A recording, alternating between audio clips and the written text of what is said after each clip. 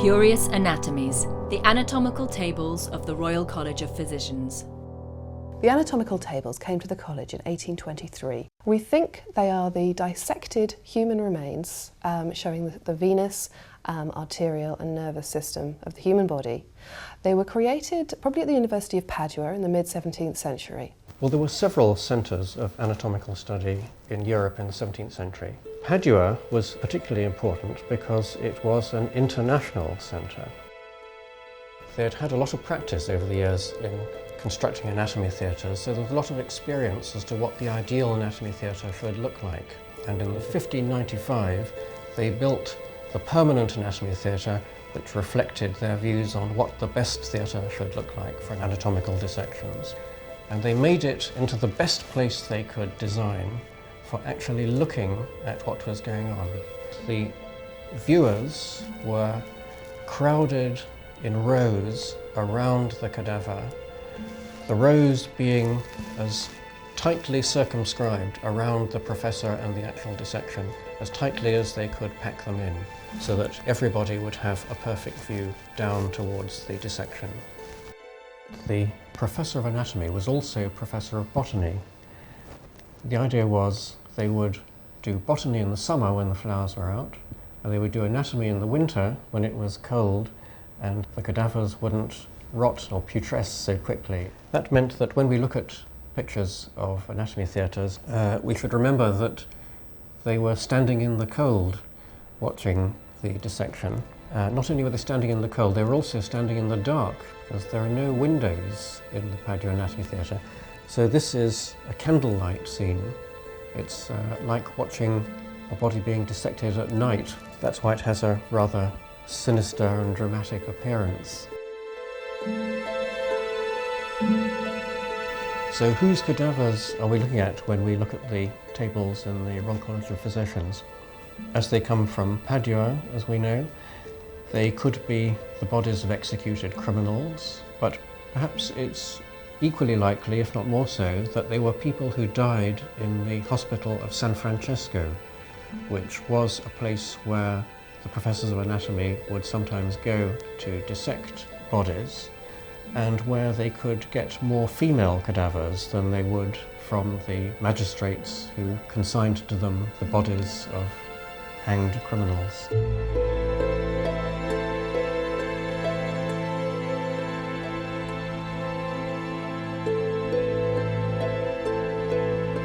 The skills required to complete this level of dissection are quite considerable, because again, as you can see, looking particularly at this table, the distance out into the peripheral tissue that these dissections have been taken would require an enormous amount of patience, plus the fact we must keep in mind all the time that these are two-dimensional representations of a three-dimensional structure.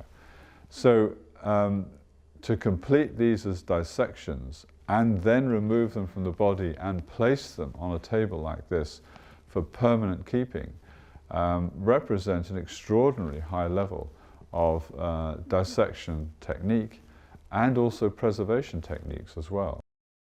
The first one here appears to be the nervous system, and the reason I say that is you can see the spinal cord and the cauda equina at the end of the spinal cord. That's where the spinal cord breaks up into a number of filamentous branches. The other very striking feature that can be seen here is what we call the brachial plexus. It's a bit like Clapham Junction, the railway train line, where they blend and then they re-emerge as different lines. And these are the nerves coming out of the spinal cord, which then branch to form the nerves of the upper limb, and those can be very clearly seen. The next table, as displayed here, does very much look as though this is a representation of the venous system of the human body. What makes me certain that this is a venous dissection is, first of all, the very clear representation of the cephalic vein and the emergence of the basilic vein from the inner aspect of the arm. The next table that we have, and perhaps we could take these two as a pair, because there are very strong aspects that make this look as though it is arterial, the arterial tree. First of all, here you can see what looks very much like the arch of the aorta, with the descending aorta. And indeed there's a little hole here and another one which may be the exit of the intercostal arteries, these little horizontal arteries which run beneath the ribs and provide the blood supply to the chest wall. If we turn to the next table, it is quite strikingly similar, but we clearly have again this system of straight vessels, but in this table it appears to be arising from the subclavian artery. So here, this is likely to be the internal mammary artery. This one is an interesting one that may well be either placenta or the portal venous system of an adult human being. And then perhaps one of the most intriguing of all, this one, which may well represent the dissection of the venous system of an animal, a quadruped. And this together makes the most spectacular conjunction of teaching material for these structures for students of medicine of the period and any period.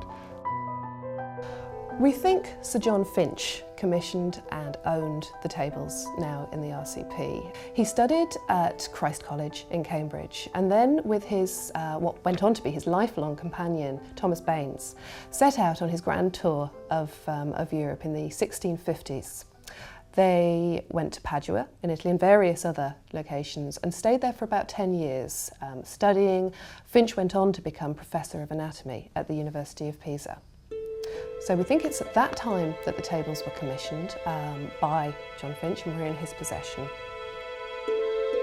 There is no documentary proof that Finch commissioned the anatomical tables, but in 1665, Finch is described as owning tables of the veins, nerves and arteries 5 times more exact than are described by any author.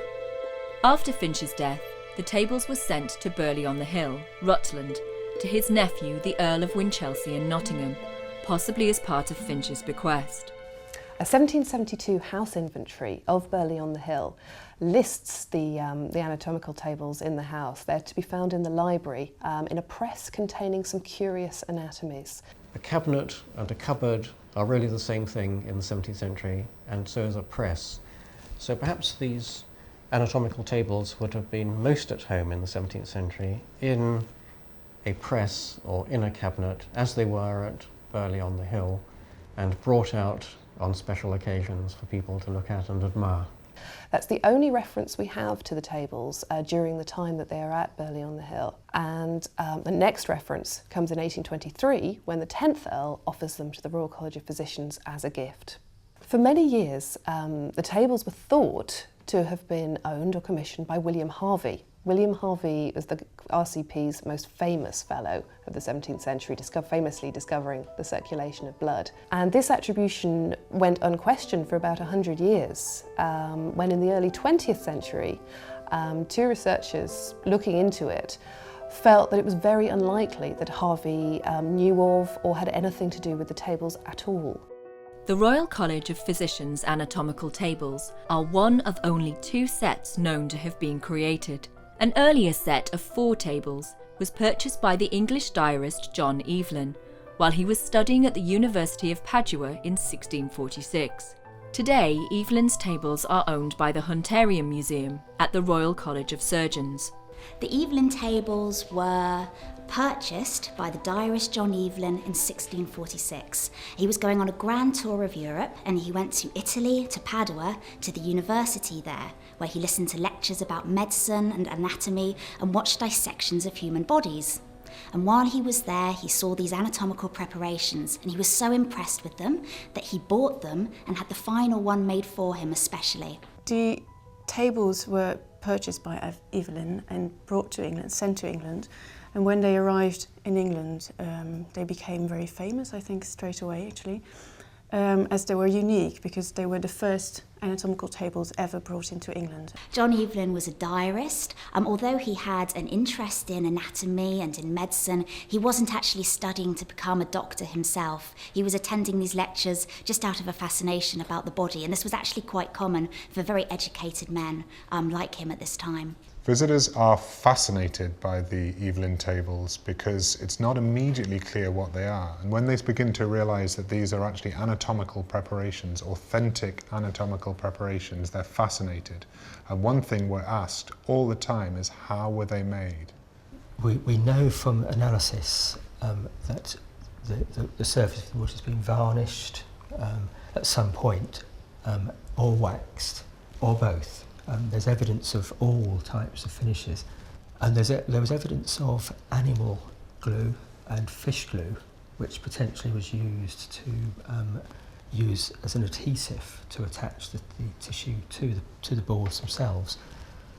Although we suspect that if these bodies were dissected in the fresh state, that the natural fluids from the body would be enough to in fact glue the tissue to the panel. The tissue, surprisingly, when you dehydrate and desiccate tissue, it becomes very tough. It can snap and it can split, but otherwise it's quite robust. The Royal College of Physicians' anatomical tables are rare 17th century survivals. They display some of the oldest anatomical preparations in Europe. For almost 350 years, they lay neglected in a country house library and then in the library galleries of the Royal College of Physicians. Information on the table's creation, even the name of their maker and original owner, were lost. Today, the public can see the newly conserved and redisplayed tables for the first time. Their uniquely important role in the history of anatomy has been widely acknowledged. They are a unique historical document from the 17th century. They actually bear human remains. So I think these are important, reflecting a moment in time. I think they're important in the history of teaching methods. And as simply pure historical objects, they are extremely important things. That we only have 10 left of them, 6 here and 4 at the Royal College of Surgeons, means that they are unique. To come and see the tables here at the college is in a way to step into the world of the study of anatomy at the University of Padua back in the mid-17th century, and to try and imagine how useful these tables would have been to either wealthy gentlemen scholars or students or the professors at the university who were trying to understand and preserve the human body so that anyone interested in coming to look at them could make those discoveries.